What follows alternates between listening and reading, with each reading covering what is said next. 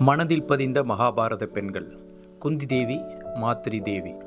குந்தி தேவி பிரதா என்ற பெயரில் அழைக்கப்பட்டவள் வசுதேவனின் தங்கை, கண்ணபிரானின் அத்தை, பாண்டவர்களுக்கு தாய். இவளுக்கும் சூரியனுக்கும் பிறந்த குழந்தைதான் கர்ணன். யதுவம்சத்தை சேர்ந்த சூரன் என்பவன் பிரசித்தி பெற்ற மன்னன், கண்ணபெருமானின் பாட்டனார். அவனுக்கு பிரதா என்னும் மகளும் வசுதேவன் என்ற மகளும் பிறந்தனர். சூரனின் அத்தை மகன் குந்திபோஜன் தனக்கு குழந்தை இல்லாததால் பிரதாவை தத்துப்புத்திரியாக்கி கொண்டான். அதன் பொருட்டே அவளுக்கு குந்தி என்ற பெயரும் ஏற்பட்டது. குந்தி அத்திகளை பூஜிப்பதற்கு நியமிக்கப்பட்டாள். அப்போது அவளது கன்னி பருவத்தில் துர்வாச முனிவர் வருகை புரிந்தார். குந்தி தேவி அவருக்கு பணிவிடைகள் அதில் திருப்தியடைந்த துர்வாசர் குந்திக்கு மந்திரோபதேசம் ஒன்று செய்து வைத்தார். அந்த மந்திரத்தை எந்த தேவதையை மனதில் நினைத்து உச்சரித்தாலும் அந்த தேவதையின் மகிமையுடன் கூடிய குழந்தை பிறப்பான். துர்வாசர் இப்படி கூறி சென்றதும் குந்திக்கு அந்த மந்திரத்தின் பலனை அறிந்து கொள்ளும் ஆவல் மேலிட்டது. குந்தி தேவி துர்வாசர் அருளிய மந்திரத்தை உச்சரித்தபடியே சூரிய பகவானை நினைத்தார். உடனே குந்தி தேவியின் முன்னே சூரியன் பிரசன்னமாகி அவளை ஆலிங்கனம் செய்ய வந்தான். குந்தி தேவி தான் விளையாட்டாக அழைத்ததாக கூற சூரியன் அவளிடம், துர்வாசர் அருளிய மந்திரம் பொய்த்து போகக்கூடாது, அதனால் வேறு விளைவுகளை நீ சந்திக்க வேண்டி வரும். மேலும் உனக்கு பிறக்கப் போகும் குழந்தை தர்மசீலனாகவும் பண்புள்ளவனாகவும் பிறப்பான் என்று கூறி தேற்றினான். குந்தி தேவியை சூரியன் ஆலிங்கனம் செய்து ஆண் குழந்தை பிறந்தது. அந்த குழந்தை கவச குண்டலத்துடன் பிறந்தது.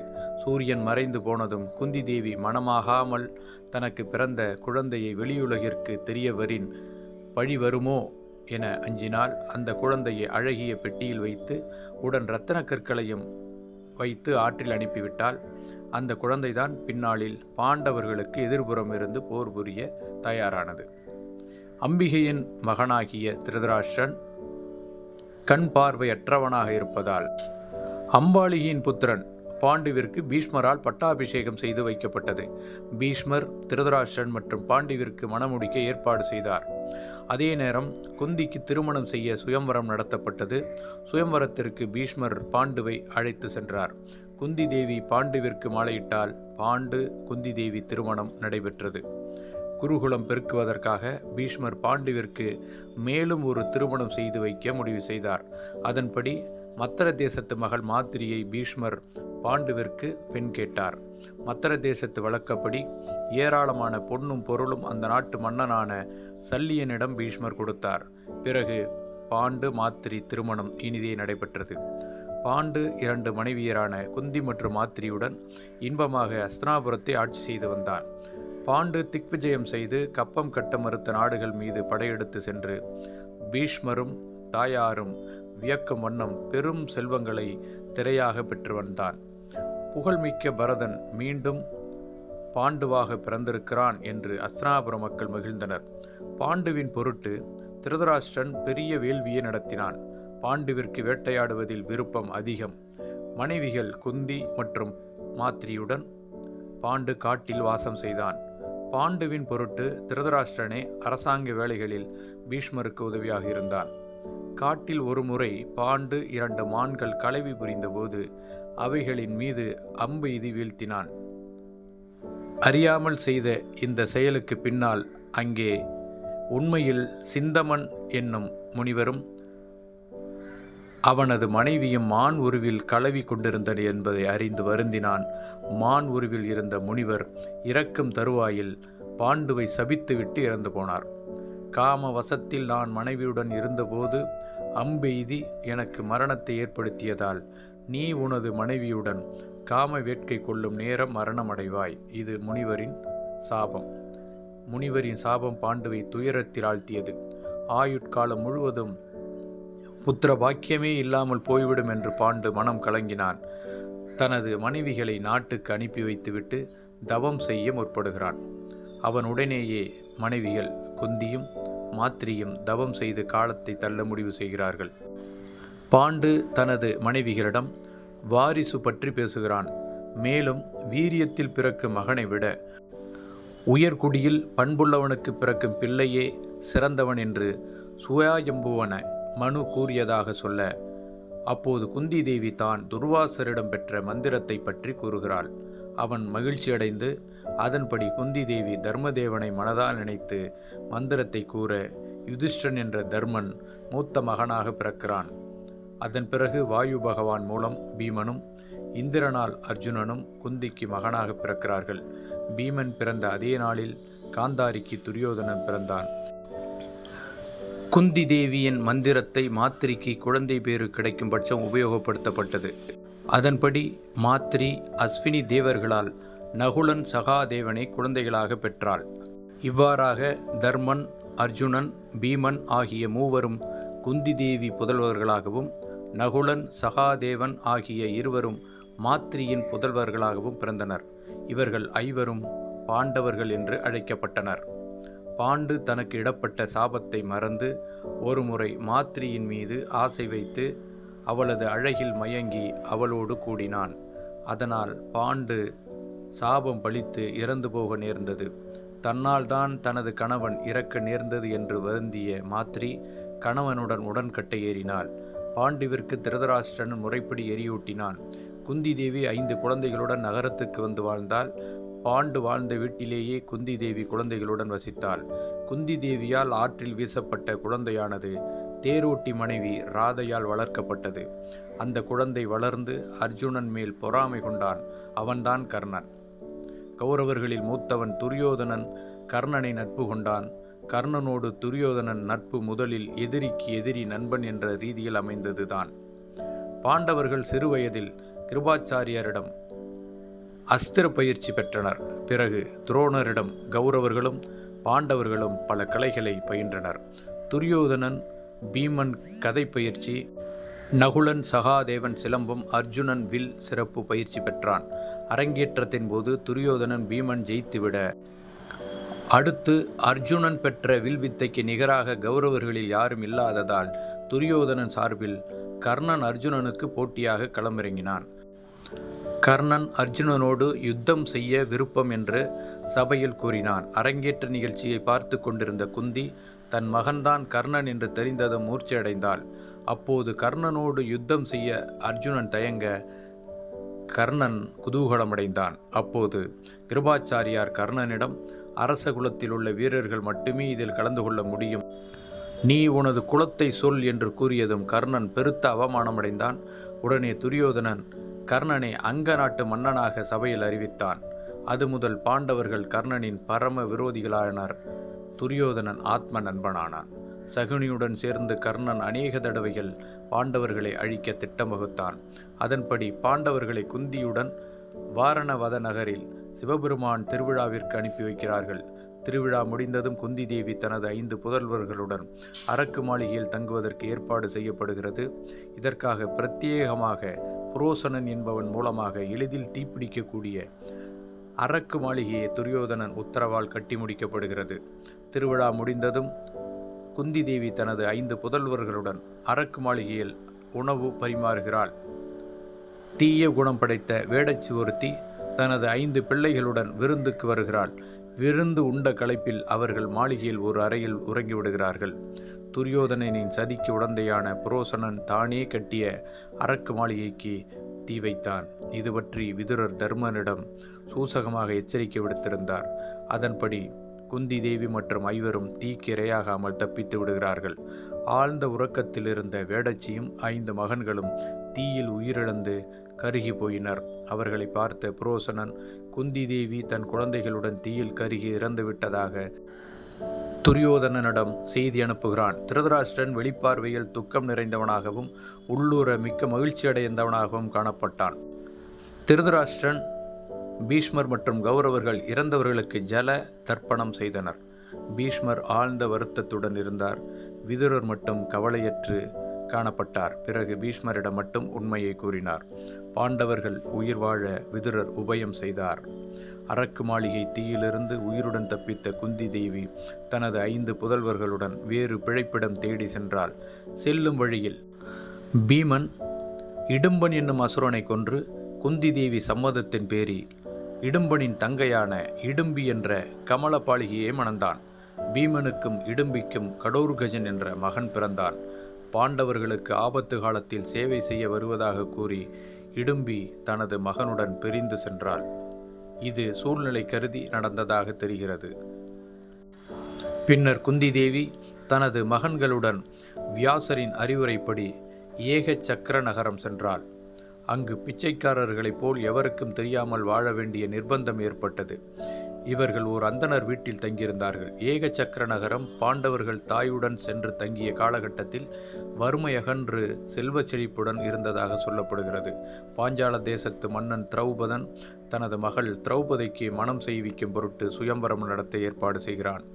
துருபதன் தனது மகளை அர்ஜுனனுக்கு திருமணம் செய்து வைக்கும் ஆவலில் இருந்தான். பாண்டவர்கள் தாயுடன் அரக்கு மாளிகையில் பூண்டோடு இறந்து விட்டதாக அவனும் நம்பினான். வேறு வழியில்லாமல் சுயம்வரம் நடத்த முடிவு செய்தனர். சுயம்வரத்தில் பல தேசத்து ராஜாக்களும் வருகை தந்திருந்தனர். அஸ்தினாபுரத்திலிருந்து துரியோதனன் மற்றும் கர்ணன் உட்பட கலந்து கொண்டனர். அந்தணர் வடிவிலே அர்ஜுனனும் கலந்து கொண்டான். சுயம்வர போட்டி ஒன்றை திரௌபதியின் அண்ணன் திருஷ்டாத்யுமன் ஆரம்பித்து வைத்தான். சுழலும் சக்கரத்தின் துளை வழியே இலக்கை வீழ்த்தும் அந்த போட்டியில் கர்ணன், துரியோதனன் முதலானோர் பின்வாங்கினர். அந்தணன் வடிவிலே இருந்த அர்ஜுனன் போட்டியில் ஜெயித்தான். அந்தணன் ஜெயித்தது செல்லாது என்று ராஜகுலத்தை சார்ந்தவர்கள் அர்ஜுனன் மீது போர் தொடுக்க முடிவில் பாண்டவர்கள் ஜெயித்தனர். சுயம்வரத்தை காண வந்த கிருஷ்ணன் அந்தன வடிவில் உள்ளவர்கள் பாண்டவர்களே என அறிந்தார். அந்தன வடிவில் இருந்த அர்ஜுனனுக்கே திரௌபதியை தர முன்வந்தான். பாண்டவர்கள் திரௌபதியுடன் குந்தி தேவியிடம் சென்றார்கள்.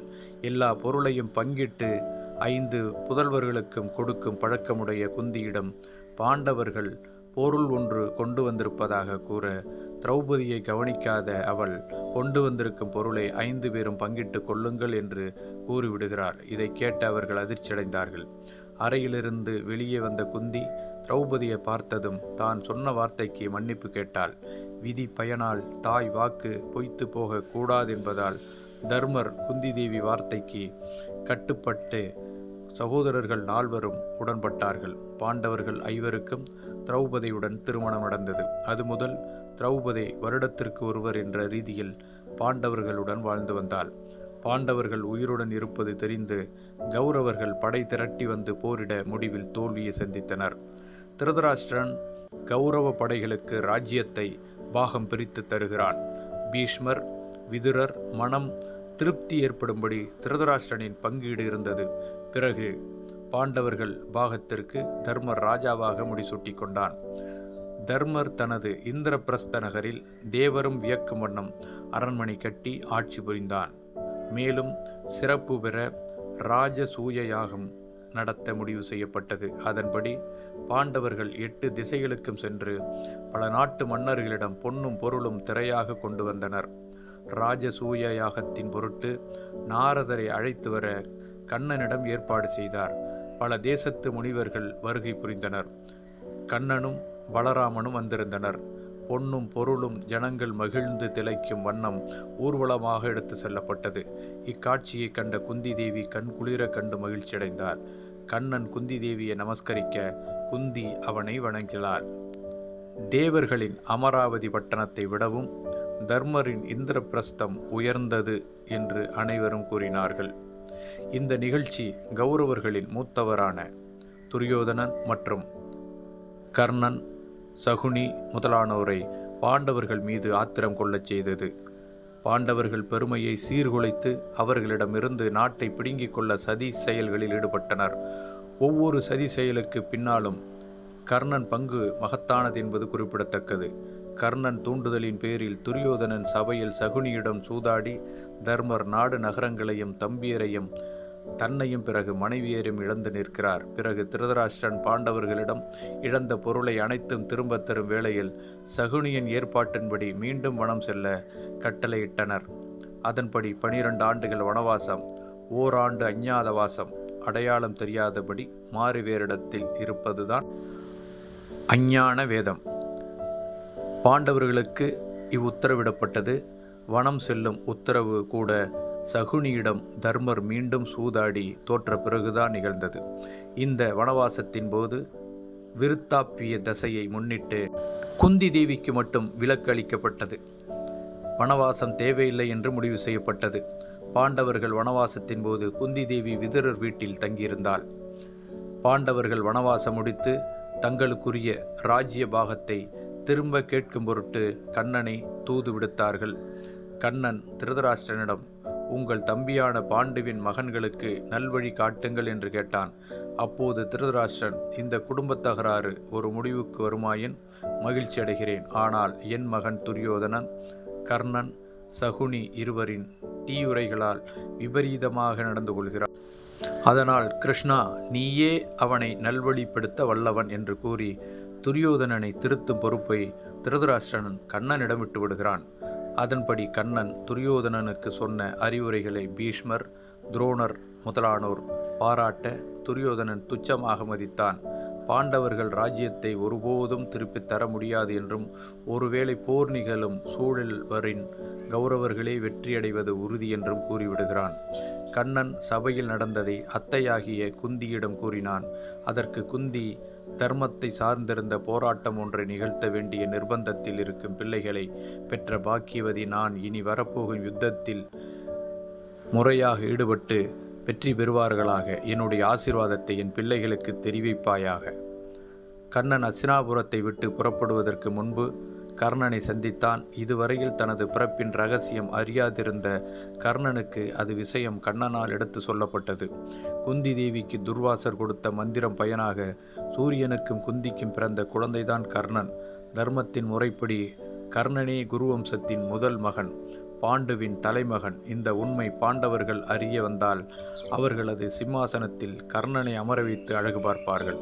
இந்த உண்மை துரியோதனன் அறிய வந்தால் கௌரவர்கள் 100 பேரும் சண்டையை தவிர்த்து பாண்டவர்களோடு ஒத்துப்போய் விடுவார்கள். பிறகு அனைவரும் ஒன்று கூடி குரு வம்சத்தின் அரசனாக கர்ணனை ஆக்கிவிடுவர். இப்போது உருவாகி வரும் மகா யுத்தம் கர்ணன் மனது வைத்தால் தடுக்கப்படும். மகிழ்ச்சிக்குரிய இந்த விளைவுகள் கர்ணனின் கைவசமே உள்ளன.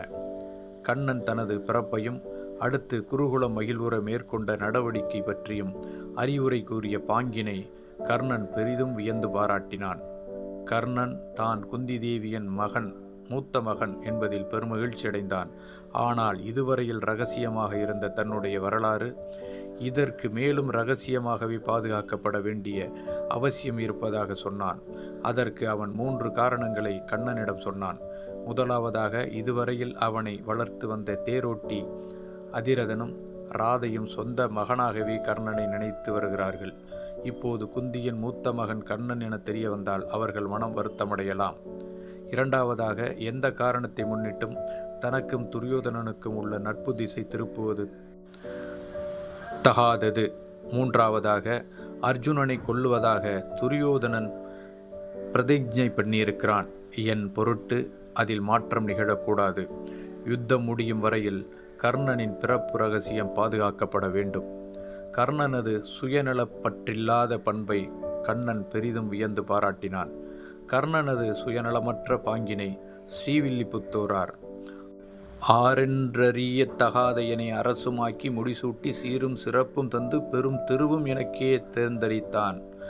பாரின்றறிய நூற்றுவருக்கும் பழி தீர்வென்றி பாண்டவர்க்கும் பேரென்றறிந்தும் செய்நென்றி போற்றாதவரின் போவேனோ என்கிறார். கண்ணனால் தூண்டப்பட்ட குந்தி தேவி தனது மூத்த புதல்வன் கர்ணனை பார்க்க சென்றாள். தாய் நேரில் வந்து தன்னை மகனே என்று அழைக்கும் பாக்கியம் பெற்றதற்காக மகிழ்ச்சியடைந்தான். குந்தி தேவி கர்ணனை பாண்டவர்களோடு சேர்ந்து விடும்படி கூறினான். கர்ணன் அதற்கு சிறிதும் உடன்படவில்லை. துரியோதனன் பொருட்டு அர்ஜுனனை கொல்வதொன்றேதான் எடுத்த முடிவு என்றும் இதில் பின்வாங்க மாட்டேன் என்றும் கூறிவிடுகிறான். ஆயினும் தாய் குந்தி தேவியின் பொருட்டு மற்ற 4 எதிர்த்து போர் புரிய மாட்டேன் என்று கூறினான். மேலும் கர்ணன் தாயிடம், போரில் நான் உயிர் பிழைத்திருந்தால் என்னை தலைமகன் என்று பிரகடனப்படுத்துங்கள். ஒருவேளை நான் இறந்து போக நேர்ந்தால் எனது தலையை உங்கள் மடி மீது வைத்து கதறி அழுது மகனென்று உலகத்தாருக்கு சொல்ல வேண்டும். அதுவரையில் இரகசியம் பாதுகாக்கப்பட வேண்டும். இதுவே எனது விண்ணப்பம் என்று கூறினான். இதனை ஸ்ரீவில்லிபுத்தூரார் பெற்ற நீர் மகவன் பிலாமையோ அன்றி பெரும் பழி நாணியோ விடுத்தீர் அற்றை நாள் தொடங்கி என்னை இன்றளவும் ஆருயிர் துணை என கருதி கொற்ற மாமகுடம் புனைந்தரசளித்து கூட உண்டுரிய தம்பியரும் சுற்றமானவரும் என் நெடி வணங்கத் தோற்றமும் ஏற்றமும் அளித்தான். இந்த பாடல் கர்ணன் துரியோதனன் மீது வைத்திருக்கும் அளவற்ற நட்பினை உணர்த்துகிறது. போரில் இறந்துபட்ட உடல்களை காந்தாரியுடன் குந்தி தேவி, திரௌபதி மற்றும் நூற்றுவரின் மனைவிமார்களும் பார்த்தபடி சென்றனர். இறந்து போன கணவன் மற்றும் மகன்களின் உடல்களை கதறி அழுதபடி போர்க்களத்தில் ஒப்பாரி வைத்தனர். இச்சமயத்தில் பாண்டவர்க்கு மிகுந்த அதிர்ச்சி தரும் ஒரு நிகழ்ச்சி மயானத்திலே நிகழ்ந்தது. குந்தி தேவி இறந்து கிடந்த கர்ணனது உடலை தன் மடியில் வைத்து புலம்பினாள். மகனே கர்ணா, என் தம்பிமாரிடம் வரவே மாட்டேன். நான் இறக்கும் வரையில் அவர்களிடம் நான் அண்ணன் என்பதை தெரிவிக்காதே. பாரத யுத்தத்தில் பிழைத்தால் பாண்டவர் பக்கம் வருகிறேன். இறந்தால் என் உடலை தங்கள் மடியில் வைத்து கொண்டு பலர் அறிய நான் உயர்ந்த சத்திரிய குலத்தை சார்ந்தவன் என்பதை தெரிவியுங்கள். அர்ஜுனனை தவிர மற்றவர்கள் மீது போர் தொடுக்க மாட்டேன். நாகாஸ்திரத்தை ஒரு முறைதான் உபயோகிப்பேன் என்றெல்லாம் சொன்னாயே. இப்போது நீ மட்டும் என்னை விட்டு பிரிந்து விட்டாயே என்று அழுது புலம்பினாள்.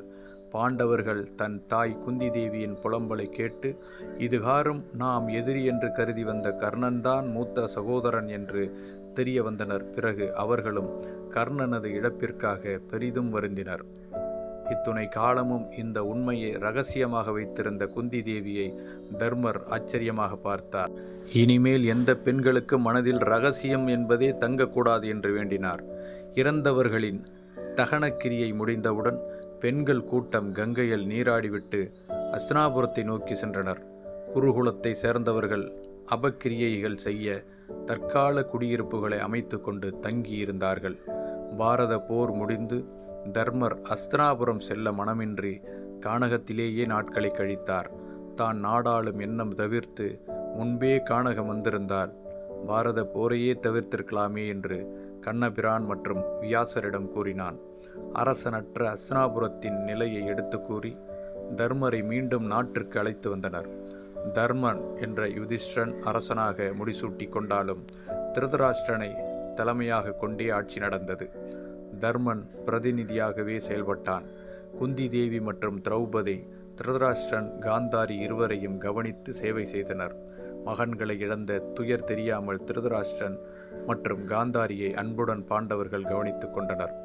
பாரத போர் முடிந்து தர்மர் ஆட்சி பீடம் ஏறி 15 ஆண்டுகள் முடியும் நிலையில் திருதராஷ்டிரன் காந்தாரியுடன் குந்தி தேவியும் துறவரம் மேற்கொண்டு கானகம் சென்றாள்.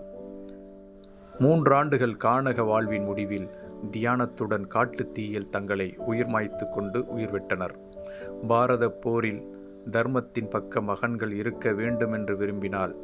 மாத்திரி புதல்வர்களையும் தம் பிள்ளைகளாகவே பாவித்து வந்தவள். கர்ணனுக்கு ஆபத்து, அவனால் அர்ஜுனனுக்கு ஆபத்து என்றதும் இரகசியத்தை காக்க முடியாமல் கர்ணனிடத்தில் மகன் என்ற உண்மையை சொன்னாள். கர்ணன் இறப்பிற்கு பெரிதும் வருந்தி தானும் உயிர்விட சித்தமாயிருக்கிறேன் என்றாள். கௌரவர்கள் இறந்ததற்காக பெரிதும் வருந்தி புத்திர சோகம் தெரியாமல் இருக்க திருதராஷ்டிரன் காந்தாரியை அருகில் வைத்து கொண்டாள். தனது அந்திம காலத்தையும் அவர்களோடு இருந்து உயிரை விட்டவள். ஒரு இரகசியம் எந்த அளவுக்கு வேதனை அடைய வைக்கிறது என்பதற்கு குந்தி தேவிதான் உதாரணம். கர்ணனுக்கு இந்த இரகசியத்தை முன்பே கூறியிருந்தால் பாரத போரையே தவிர்த்திருக்க முடியும் என்றே தோன்றுகிறது. அன்றி கௌரவ பாண்டவ ஒற்றுமை வேண்டும் என்று குந்தி தேவி நினைத்தார். மகன்களின் முதல் தடவை வனவாசத்தின் போது மிகுந்த சிரமப்பட்டதாக பாரதம் கூறுகிறது.